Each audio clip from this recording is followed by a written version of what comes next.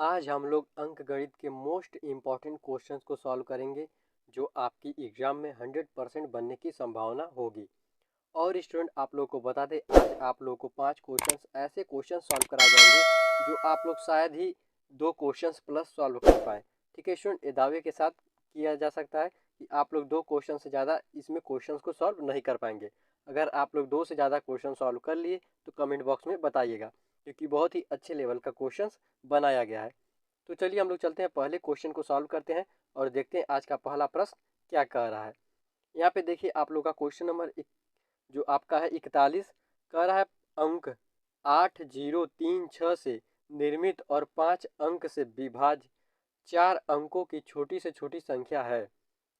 हमें बताना है 8036 से निर्मित, यानी 8036 से बनी हुई हो। किससे? 8036 से बनी हुई हो और 5 से विभाजित हो, वो 4 अंक की सबसे छोटी संख्या बतानी है। तो हम लोग इसे ऑप्शन से करते हैं। ऑप्शन से करेंगे तो देखिए पहला ऑप्शन लेके चलते हैं 0368, और हम लोग क्या करेंगे, इसमें 5 से भाग देंगे। तो देखिए 5 से भाग देंगे तो एक कटेगा। आप लोग बताइए। अब स्टूडेंट वो बच्चा बता देगा जो हमसे नंबर सिस्टम पढ़ा होगा। नंबर सिस्टम मीन्स विभाजिता नियम। विभाजिता नियम 5 का क्या कहता है? अंतिम में अगर 0 हो या 5 हो, वो क्या होगा? 5 से विभाजित होगा। बताइए, अंतिम में इसके 5 है, आप लोग कहेंगे नहीं, तो क्या आप पहला ऑप्शन 5 से विभाजित होगा? तो पहला ऑप्शन 5 से विभाजित नहीं होगा, पहला ऑप्शन रिजेक्ट हो जाएगा। ठीक इसी प्रकार हम ऑप्शन नंबर सेकेंड को देखते हैं, और सेकेंड को देखते हैं क्या सेकेंड कटेगा? आप लोग कहेंगे नहीं कटेगा, क्योंकि इसके भी अंतिम में 5 या 0 नहीं है। उसके बाद हम लोग देखेंगे थर्ड, लेकिन थर्ड क्या है? 8630 है। और फोर्थ क्या है? 3680 है। तो आप लोग बताइए इन दोनों में से छोटा कौन है? आप लोग कहेंगे 3680, तो 3680 क्या होगा? आपका राइट ऑप्शन होगा। ठीक है स्टूडेंट, 3680 क्या होगा? आपका राइट ऑप्शन होगा। अब देखिए कैसे होगा, हम लोग एक बार इसे प्रूव भी कर देते हैं। यहाँ पे देखिए दिया है 3680, ठीक है, और हमें इसे 5 से विभाजित करना है। हम लोग एक बार कर दे रहे हैं, बहुत से बच्चे नहीं पढ़े होंगे, उन्हें नहीं पता होगा। अब देखिए 5 से काटेंगे, 5 कितने बार में जाएगा? ये 5 से अगर हम लोग काटेंगे तो 5 सत्ते 35, यानी 7 बार जाएगा, तो 35 हो जाएगा। यहाँ पे क्या बचेगा? 1 बचेगा, 1 कट जाएगा, यहाँ पे 8 आ जाएगा, फिर 5 तिहाई 15, यहाँ पे 5 आ जाएगा, यहाँ से 3 आ जाएगा, खत्म, ये 0 उठेगा, और 5 छक्के 30, यानी ये पूरा पूरा क्या होगा? विभाजित हो गया। इसका मतलब आपका ऑप्शन नंबर 4 करेक्ट ऑप्शन के रूप में आ गया। ये था स्टूडेंट आपका क्वेश्चन नंबर फर्स्ट, जो आप लोगों ने सॉल्व कर लिया। देखे होंगे कितना बेहतरीन प्रश्न है, और आप लोगों को सॉल्व करने में बहुत ही मज़ा आया होगा। चलिए इसी तरीके से एक और बेहतरीन प्रश्न की तरफ चलते हैं और उसे सॉल्व करते हैं। यहाँ से देखते हैं क्वेश्चन नंबर 42। कह रहा है प्रदत्त अंक 3, 5, 7, 9, 0 से निर्मित 5 अंकों वाली बड़ी से बड़ी संख्या और छोटी से छोटी संख्या के बीच अंतर क्या है? अब देखिए स्टूडेंट, यहाँ पे हम लोग क्या लिखेंगे? यहाँ पे हम लोग लिखेंगे बड़ी बड़ी संख्या। अब हम लोग पहले बड़ी संख्या बनाएंगे। बड़ी संख्या बनाने के लिए आप लोग को पता है, इसमें से सबसे पहले बड़ी संख्या लिखेंगे, क्या है? 9 है। उसके बाद बड़ी संख्या आप लोग कहेंगे 7 है। उसके बाद बड़ी संख्या 5 हो जाएगा, फिर 3 हो जाएगा, फिर आप लोग का 0 हो जाएगा। ये बड़ी संख्या हो गई। ठीक, हम लोग ऐसे अब छोटी संख्या लिखेंगे। क्या लिखेंगे? छोटी संख्या। छोटी संख्या लिखने के लिए सबसे पहले छोटी लिखेंगे। इसमें सबसे छोटी क्या है? 0 है। उसके बाद क्या है? 3 है। पता है आप लोग को, किसी भी संख्या के आगे 0 रहे उसका कुछ भी मतलब नहीं होता है। तो सबसे पहले हम लोग 3 लिखेंगे, 3 के बाद 0 लिखेंगे, फिर उसके बाद हम लोग 5 लिखेंगे, फिर 7 लिखेंगे, फिर 9 लिखेंगे। ये आप लोग की बड़ी संख्या हो गई, ये आप लोग की छोटी संख्या हो गई। इसके बीच हमसे अंतर पूछा जा रहा है, हम लोग इसका अंतर निकालेंगे। इससे हासिल लेगा 10 हो जाएगा। 10 में से अगर एक हम लोग घटाएंगे तो आपका क्या, 9 घटाएंगे तो आप लोग का 1 बचेगा। फिर यहाँ पे 12 यानी 2 बचेगा, इससे हासिल लेगा 12 हो जाएगा। अगर 12 में से आप लोग का 7 जाएगा स्टूडेंट, तो कितना बचेगा? आप लोग का 3 2 5, आप लोग का 5 आ जाएगा। इसके बाद फिर यहाँ से आप लोग का कितना? 4 बचेगा, इससे हासिल लेगा 14 हो जाएगा, और 5 4 9, यानी यहाँ पे 9 बचेगा। इसके बाद फिर आप यहाँ पे क्या हो जाएगा? 6 हो जाएगा। फिर यहाँ पे क्या हो जाएगा? 6, यानी आपका option number D correct option, यानी 4 करेक्ट ऑप्शन के रूप में आ गया। कितना? 66,951 आप लोग का राइट ऑप्शन आ गया। अब बताइए स्टूडेंट, दो क्वेश्चन आप लोगों ने सॉल्व कर लिया, दो क्वेश्चंस में से किसका एक भी क्वेश्चंस राइट हुआ। अगर स्टूडेंट आप लोगों का क्वेश्चंस करेक्ट हो रहा है, क्योंकि स्टूडेंट आज जो आप लोग के 5 क्वेश्चंस लिए गए हैं वो नवोदय विद्यालय के ही क्वेश्चंस है, लेकिन वो कठिन से कठिन प्रश्न लेने की कोशिश की गई है। इससे ये पता चलेगा स्टूडेंट आप लोग की तैयारी कितनी हुई है, यानी आप लोगों को कितना और अधिक परिश्रम करने की ज़रूरत है। अगर स्टूडेंट आप लोग ज़्यादा से ज़्यादा कठिन क्वेश्चन को प्रैक्टिस करेंगे तो आप लोग से आसान प्रश्न छूट जाएगा, और ज़्यादा से ज़्यादा आसान प्रश्न लेने के लिए अगर आप लोग प्रैक्टिस करेंगे तो फिर आप लोग से कठिन छूट जाएगा।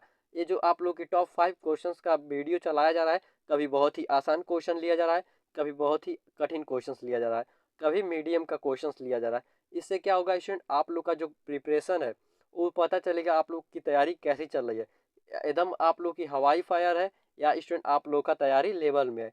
इससे आप लोग अपने आप को जांच कर सकते हैं। अगर स्टूडेंट आप लोग का 5 में से 3 भी क्वेश्चंस राइट हो गया तो समझ लीजिएगा आप लोग का बहुत ही अच्छी तैयारी चल रही है। अभी आप लोगों के पास 1 महीने से भी प्लस का समय बचा हुआ है, आप लोग अपनी तैयारी को अच्छे से और अच्छा कर सकते हैं और करते रहिएगा। ठीक है, चलिए आप लोग ये 2 क्वेश्चन सॉल्व कर लिए होंगे, फिर हम लोग चलते हैं तीसरे क्वेश्चन की तरफ। यहाँ से देखते हैं क्वेश्चन नंबर 43। इसे सॉल्व करने के लिए स्टूडेंट 2 मेथड है, उन दोनों मेथड से हम लोग इस क्वेश्चन को सॉल्व करेंगे। कह रहा है एक संख्या को 108 से भाग देने पर भागफल 29 और शेषफल 24 आता है, तो संख्या क्या है। अब देखिए स्टूडेंट हम लोग मान लेते हैं वो संख्या यक्स है। ठीक है, ये संख्या यक्स है। अब कह रहा है एक संख्या को 108 से भाग देने पर, किससे, 108 से भाग देने पर, हम लोग मानते हैं इससे 108 से हम लोग x में भाग दिए हैं तो भागफल कितना आया है, 29 आया है, और शेषफल कितना आया है, शेषफल आपका 24 आया है। अब देखिए इसे हम लोग कैसे करेंगे, इतना हो गया। आप लोग को पता है अगर इसका गुणा इसमें कराएं हम लोग, इसका गुणा इसमें कराएं कितना, 108 का गुणा हम लोग कराएं 29 में। अब देखिए 9 अठे 72, 72 का 2 हासिल 7, और 9 एक का नम 9, ये 7 उतर जाएगा, 0 है क्योंकि 9 एक का नम 9।